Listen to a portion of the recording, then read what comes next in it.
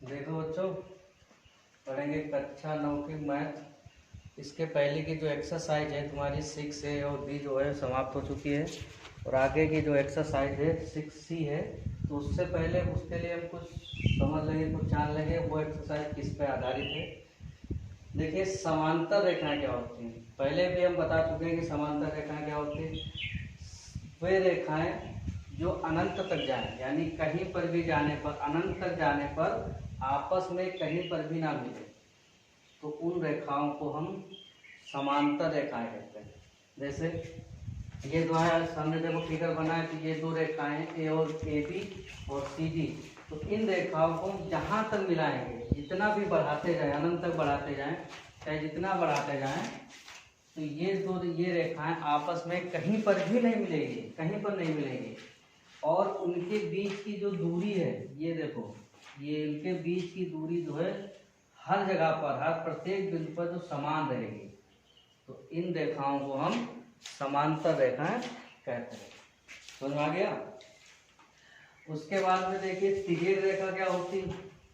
अब तुम्हारी रेखाएं दी होंगी, यानी ये देख लो, जैसे दो रेखाएं दी हैं, तो इन रेखाओं को एक रेखा जो है अलग अलग बिंदु पर काट रही है, अलग अलग बिंदु पर काट रही है। इसको इस बिंदु पर काट रही है, CD को इस बिंदु पर काट रही है। तो इस रेखा को, इन दो रेखाओं की, दी हुई रेखाओं की तिर्यक रेखा कहते हैं, यानी इस रेखा को हम तिर्यक रेखा कहते हैं। तिर्यक का मतलब होता है तिरछी, तिर्यक को हम तिरछी रेखा भी कह सकते हैं। अब ये तिर्यक रेखा जो है, ऐसा नहीं कि दो ही रेखाओं को काट सकती है, कितनी भी रेखाएं हो। जैसे ये देखो, इस टाइप से आपके उसमें एक्सरसाइज में चित्र बना होगा, उसमें कंफ्यूज मत होना। तो इन रेखाओं को भी ये तिर्यक रेखा हमारी काट रही है। समझ आ गया। तो ये कोई जरूरी नहीं कि सिर्फ दो रेखाओं को ही काट रहे, समांतर रेखाओं को भी काट सकती है। तो इसके आगे हम देखेंगे, इसको सबसे पहले इसको जो है नोट कर लें सभी बच्चे, नोट कर लें इसको अपनी कॉपी पे। और इसके आगे जो है अब हम देखेंगे कि दो समांतर रेखाओं को जब एक तिर्यक रेखा काटती है तब क्या होता है। तो ये जो है 2 सेकंड के लिए मैं हट रहा हूँ और इसको नोट कर लो।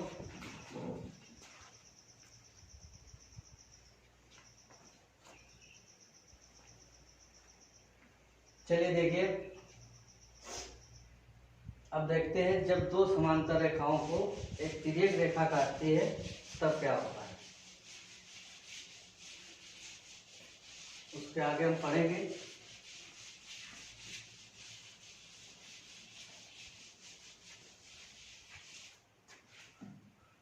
आगे पढ़ेंगे हम, हेडिंग डाल लेना यहाँ पे, जब दो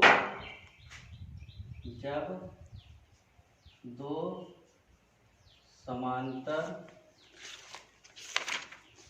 रेखाओं को एक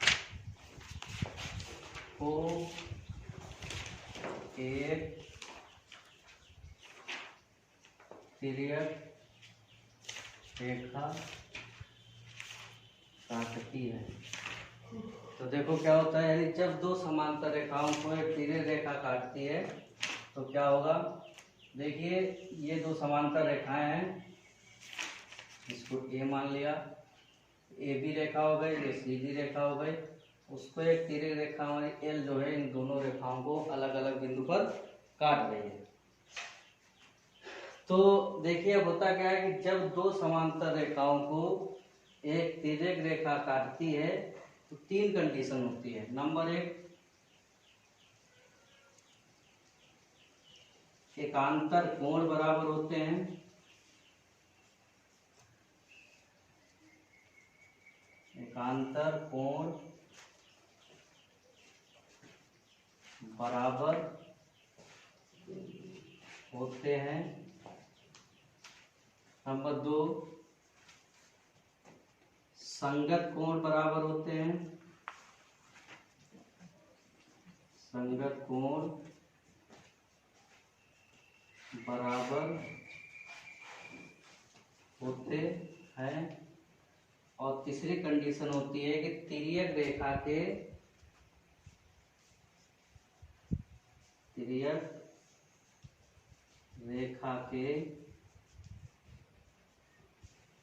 एक ही ओर स्थित दोनों अंतः कोणों का योग 180 अंश होता है। 180 अंश होता है। यानी जब दो समांतर रेखाओं को एक तिर्यक रेखा काटती है तो तीन कंडीशन होती है। एक आंतर कोण बराबर होते हैं, एक संगत कोण बराबर होते हैं, और तीसरी जो कंडीशन होती है कि तिर्यक रेखा के एक ही ओर स्थित दोनों अंतःकोणों का जो योगफल होता है वो 180 अंश होता है। तो अब इसमें ये चीज देख लो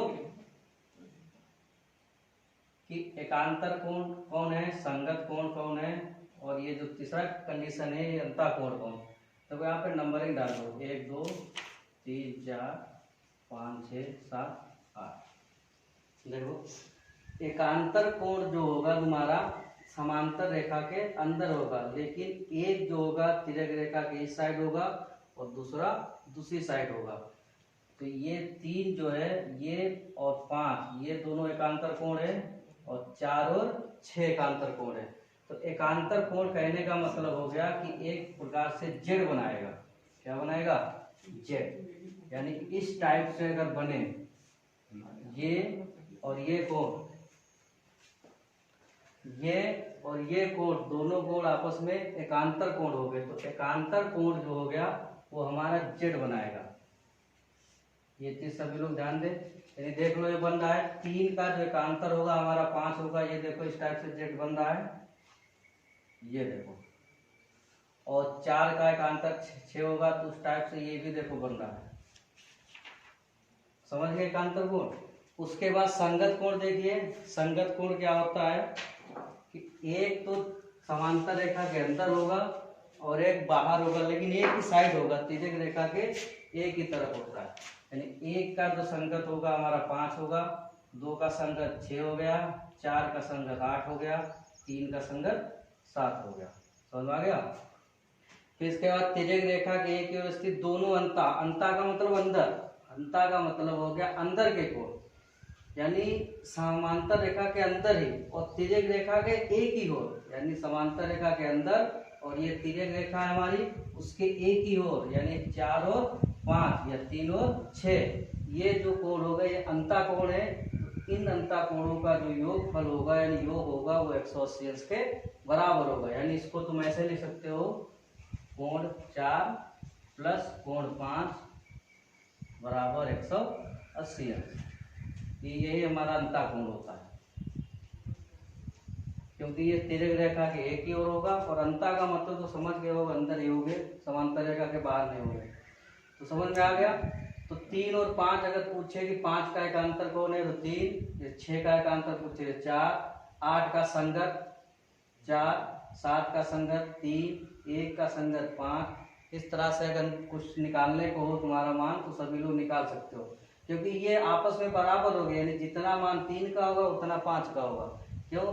क्योंकि एकांतर कोण है और एक कंडीशन तुम्हारे लिखेंगे एकांतर कोण बराबर होते हैं। ऐसा अगर 8 का जितना मान होगा उतना ही 4 का होगा, क्योंकि ये तुम्हारा संगत हो गए, संगत कोण भी आपस में बराबर हो गए। अब एक चीज देख लो, उससे पहले तुम लोग पढ़ चुके हो कि ये किस प्रकार का कोण बनना है।